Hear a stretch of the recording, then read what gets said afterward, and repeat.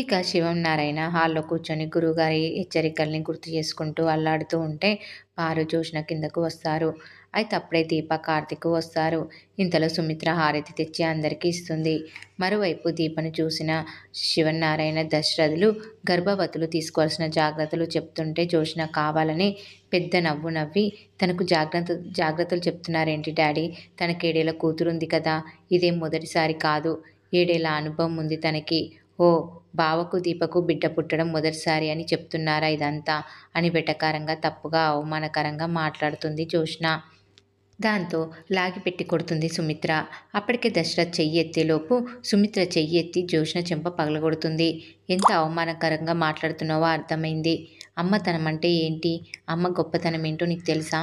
నువ్వు అవమానిస్తున్నది ఆడతనాన్ని కాదు, అమ్మతనాన్ని అని తిట్టి పో లోపలికి అని జోష్నని అక్కడి నుంచి పంపించేస్తుంది సుమిత్ర. ఇక మరోవైపు పారు జోష్న వెనకే పోతుంది. దీప కళ్ళు తుడుచుకొని వంటగదిలోకి వెళ్తుంది. సుమిత్ర కార్తీక్కి సారీ చెప్పి లోపలికి వెళ్ళిపోతుంది. ఇక శివం నారాయణ కార్తీక్ను తీసుకొని బయటకు వెళ్ళి గురువుగారి హెచ్చరికల గురించి వివరిస్తూ ఉంటాడు. ఇక దీప భర్తను హత్తుక్కొని చాలా హ్యాపీగా ఉంది బావా, తెలియకుండానే కళ్ళల్లో నీళ్లు తిరుగుతున్నాయి. 9 నెలలు రంగుల రత్నంలా తిరిగిపోతే బావుండు అంటుంది ప్రేమగా. వెంటనే కార్తీక్ ఉలికి పడినట్లుగా దీపను చూస్తూ, వద్దు మరదలా, మనం అమ్మకు పుట్టడం మనకు తెలియదు. అది మన తొలి జన్మ. నేను నీ ద్వారా మళ్ళీ పుట్టబోతున్నాను. ఇది నాకు రెండో జన్మ. పుట్టబోయేది బిడ్డ కాదు, నాన్న అనే పిలుపు. నిన్ను 9 నెలలు చంటి పాపాయిలా చూసుకుంటుంటే భలే ఉంటుంది తెలుసా అంటాడు కార్తీక్ దీపతో. దీప నవ్వుతూ, నేను తండ్రిని కాదుగా, తెలియదు అంటుంది నవ్వుతూ.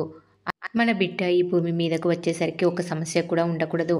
అంతా ఒక కుటుంబంలా కలిసి ఉండాలి, కలిసి ఉండేలా చేయాలి అంటాడు కార్తీక్ దీపతో. అలాగే బావా, నువ్వు అన్నావంటే జరుగుతుంది అంటుంది దీప. రేపటి నుంచి నువ్వు తాత ఇంటికి రావద్దు అంటాడు కార్తీక్. ప్లీజ్ బావా, వస్తాను. అక్కడ అమ్మ నాన్న కళ్ళ ముందే ఉంటారు. అదొక ఆనందం బావా, ప్లీజ్ అంటుంది దీప. సరే, ఆ పారు జోష్న నిన్ను ఇబ్బంది పెడితే మాత్రం నువ్వు ఆగిపోవాలి, సరేనా అంటాడు కార్తీక్. నువ్వు ఉన్నావు కదా బావా, నాకేం కాదులే అంటుంది దీప నవ్వుతూ.